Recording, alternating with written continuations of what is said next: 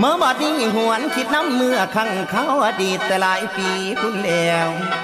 สมัยมีแต่ทางเกียนไล่งัวเด้อไปเลี้ยงเศร้าน้ำเที่ยงหน้าน้อยค่อยแนบงัวกินหญ้าอ่อนดอกคำเอ้ยตาวิลอนลับพอฟ้าจังคืนบ้านกินสถานชีวิตแบบบ้านกินอยู่ตามภาษาพุ่นแล้วลูกสาวนาคือสองเฮา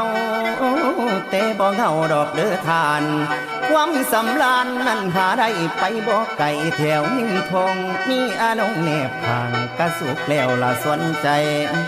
กิจวัตรสองน้องอายพากันไล่ดอกหัวฝูงพุ่นแล้ว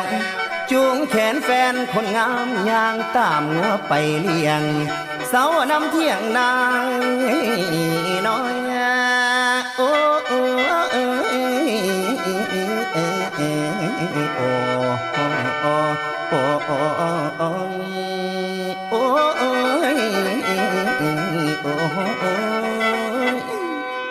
เมื่อบัดนี้เสาน้ำเที่ยงหน้าน้อยคอยฟังเสียงหมากกะลงไหลหัวลงเลาะเลี่ยงเล่นยาให้ทองแปน